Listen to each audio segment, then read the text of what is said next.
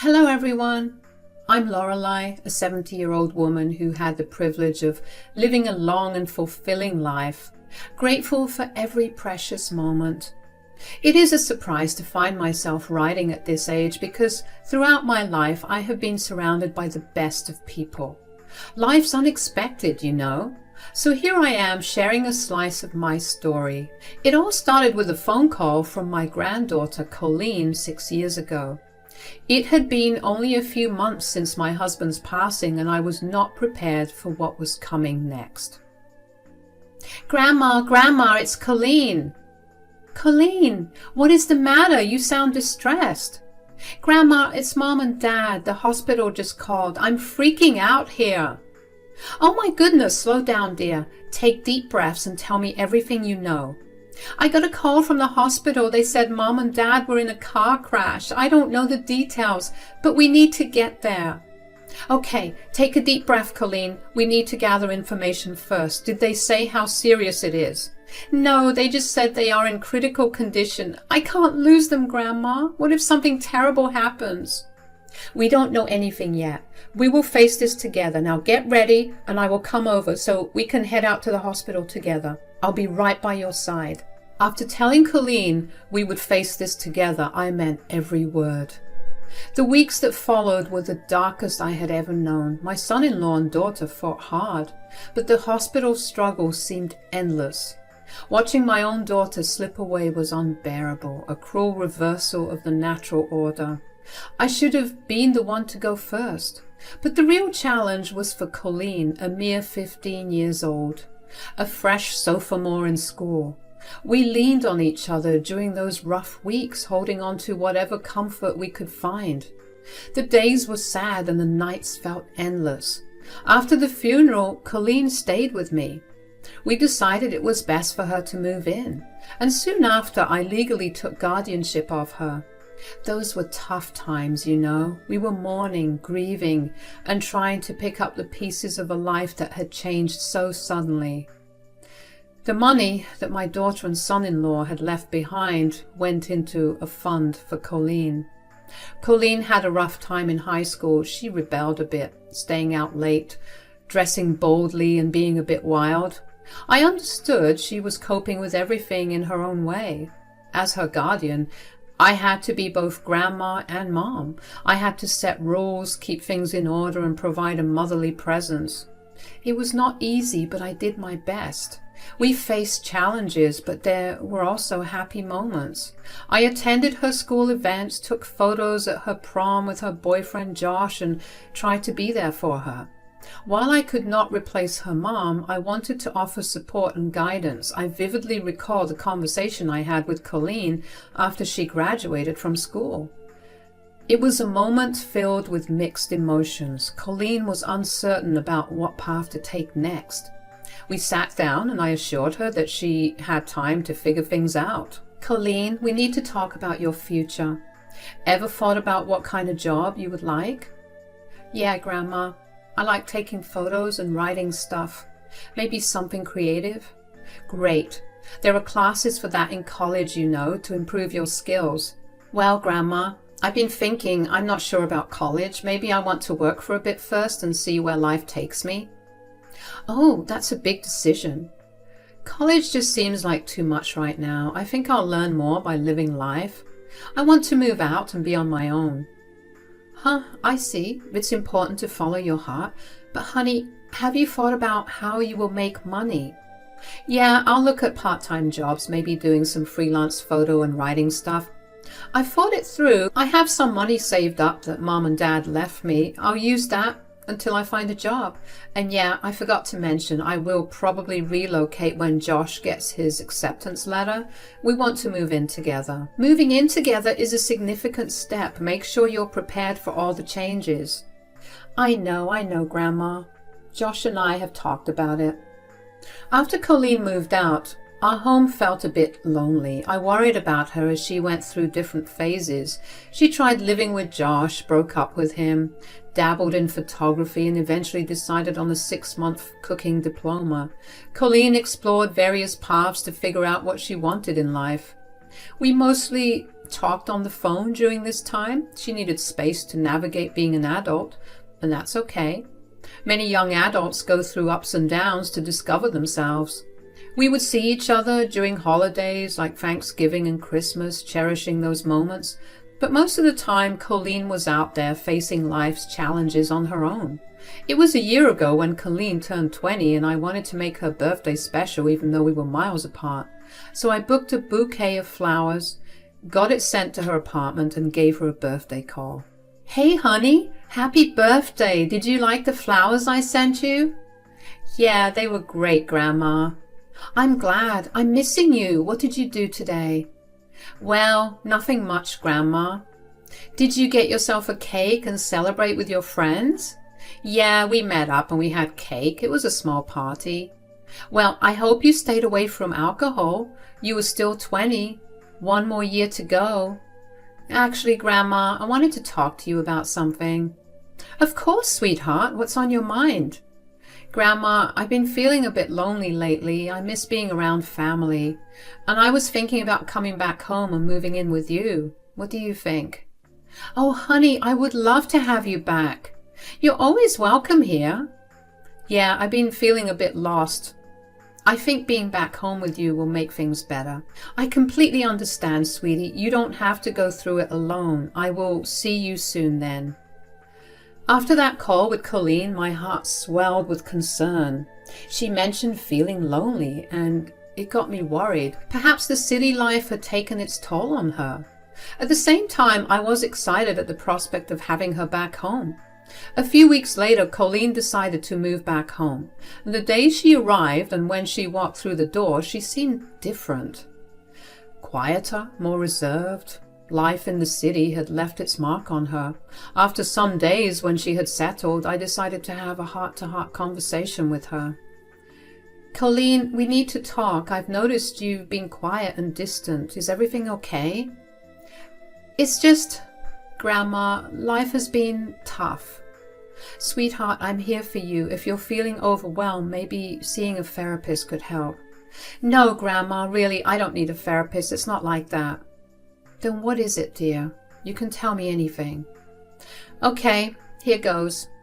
I messed up, Grandma, big time." "Messed up? What happened?" "You know, the money Mom and Dad left for me, I've been spending it carelessly, lying to you about having a job. I never went to work during the course of the last 2 years." "Colleen, that money was for your future, for college." "I know, Grandma, I messed up. I barely have $2,000 left." "You spent so much money, honey? What on earth did you buy?" "Designer clothes, bags, parties, gadgets, dining out every day. I was foolish." "Colleen, I must say I'm deeply disappointed in you. Your parents must have been too if they were here today." "I know, Grandma. I let you down. They entrusted you with that money for a reason, your future, and look what you've done, honey. I promise, Grandma, I'll find a way to fix this and earn back your trust. I'm really sorry." "It's okay, sweetheart. I'm not mad. I got a bit concerned, that's all. We will find a way to fix this." "I want to save the remaining money for college and get a job and start afresh." After that day, Colleen tried to work on herself. She got a part-time job, just as promised, and started working on college applications for the following year. Taking a gap of almost 3 years had its challenges, and getting accepted at top-notch colleges seemed like a daunting task. She was keen on pursuing a literature course and put in her best effort. Colleen was receiving rejection letters from almost everywhere, and it was taking a toll on her. She felt like a letdown, sinking into a state of depression. I could not bear to see her like that, so I suggested she apply to specific private colleges.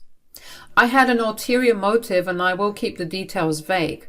Let us just say I had a cousin called Lucy who happened to be the dean of this renowned school. I decided to pay her a visit before Colleen sent in her application to put in a good word for her. I drove to the college hoping to speak to Lucy and vouch for Colleen's potential. "Lucy, I appreciate you taking the time to meet me. There is something important I'd like to discuss about my granddaughter, Colleen." "Of course, Lorelei. I'm here to help. What's on your mind?" Colleen has faced her share of challenges, especially after losing her parents in that tragic accident a few years ago. It has been tough for her, and she has been trying to rebuild her life. I can't imagine how difficult that must have been for her. I'm truly sorry for her loss. Thank you, Lucy. She's been working tirelessly, taking on part-time jobs and trying to pursue her passion for literature, but the college rejections have taken a toll on her spirit. Rejections can be disheartening, but I'm glad you reached out. How can I assist Colleen? Lucy, you have the power to make a real difference in Colleen's life. If she could find a place here, it would mean the world to her. She has so much potential, and I believe this environment could be the fresh start she needs. Lorelei, I understand your request. Let me assure you that I will personally review Colleen's application. A few weeks after my little chat with Lucy, Colleen came into my room smiling ear to ear and jumping with excitement. You seem to be jumping with joy. Grandma, you won't believe it. I received the acceptance letter from the college you suggested I apply to.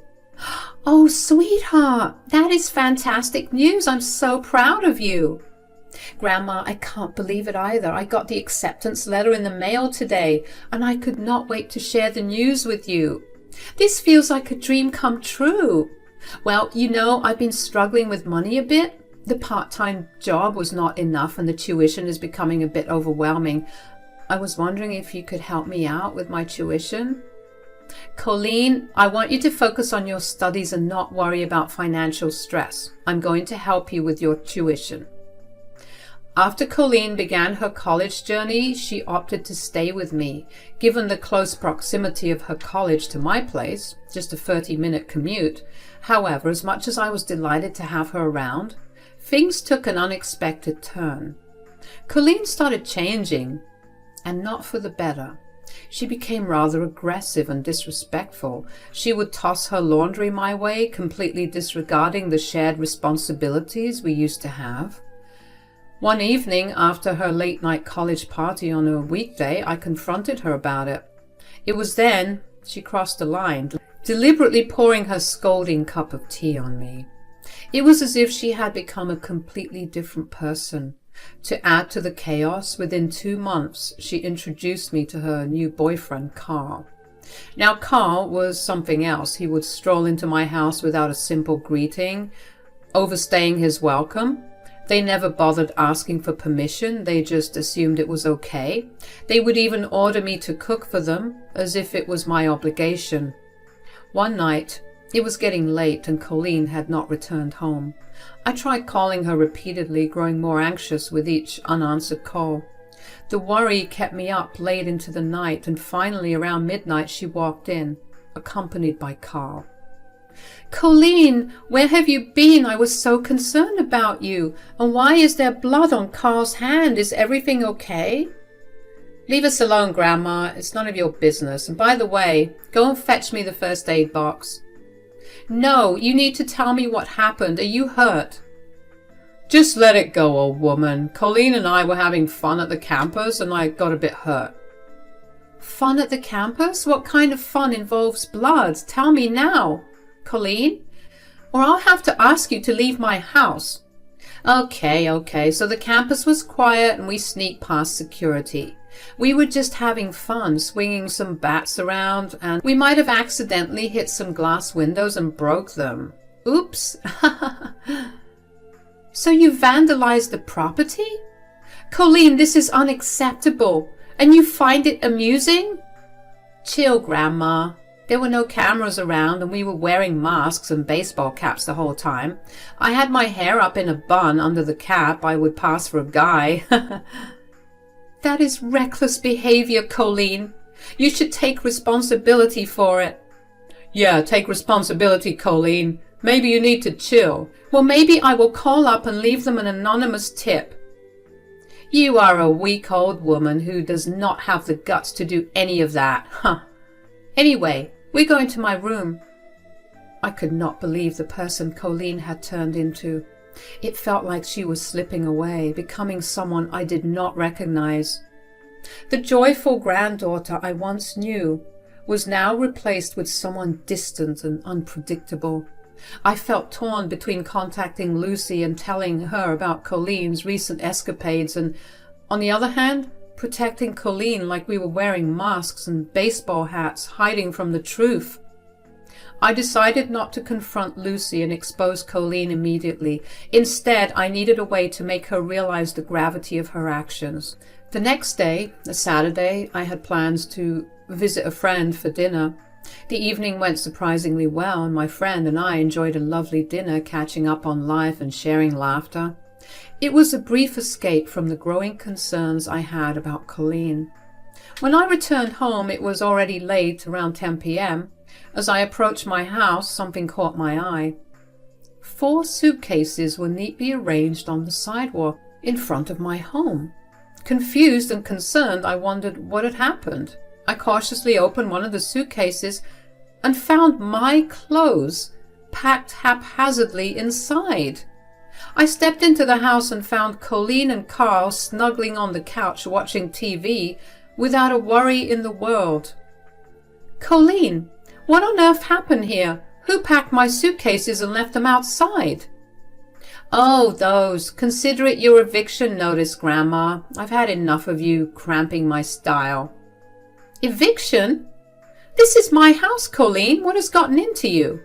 "Your house? Please. It's time for you to move on, Grandma. This place is mine now, and yes, Carl has moved in too. We both will be staying here, and we don't want you bothering us." "Colleen, you can't just throw me out like this. What's going on?" "What's going on is that I want my own space. I can't live with someone so old-fashioned. You should be in a retirement home, or even better, dead."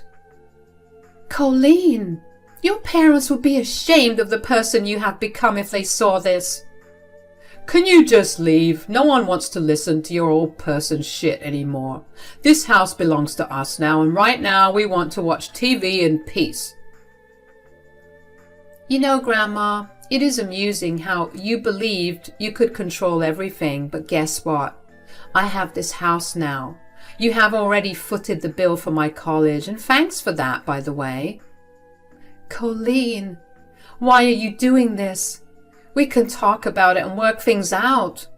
"Talk? There's nothing left to talk about. You were just a pawn in all of this, Grandma, a convenient source of money, and I'm done using you, so now I don't need you." "I raised you after your parents passed away. I thought we had a bond." "Bond? This was never about bonding, Grandma. It was about survival, and now I don't need you for that anymore." "I never thought you would turn against me like this." "Well, welcome to reality, Grandma. Life is not a fairy tale, and family isn't everything. You are going to regret this. You are going to come begging to me." "Ha! We will see about that." To all my fellow grandmas out there, you would understand the immense strength it takes to look your grandchild in the eye and say, "You're going to regret this." But I'd had enough. After everything I had done for Colleen, the way she treated me and kicked me out of my own house was beyond belief. I was not going to involve the police. Instead, I called a cab, booked a hotel room for just one night. I knew Colleen would come back to me after the move I was about to make. The following day, having accepted my new reality, I slept in. As the sun rose, I picked up the phone and dialed Lucy's number. "Hey, Lorelei, how's it going?" "Lucy, I need to talk to you. I heard about the vandalism in the college." "Yeah, Colleen must have told you. We have not got any leads so far because there were not any cameras in that particular area, but the security has been looking into footage from all over the college, and it seems like 2 students who were wearing masks and caps to hide their identity have done it." Colleen did not just tell me that. She also confessed to breaking the windows, and she did it with this student, Carl. "What? I can't believe she'd do something like that." "I'm so sorry on your behalf. It gets worse, Lucy. She has changed so much. After the incident, she kicked me out of my own house." "That's terrible, Lorelei. Where are you right now?" I'm currently at a hotel. I want her out of that college. I can't let her continue down this destructive path, and I need to show her how things always don't come and go easily.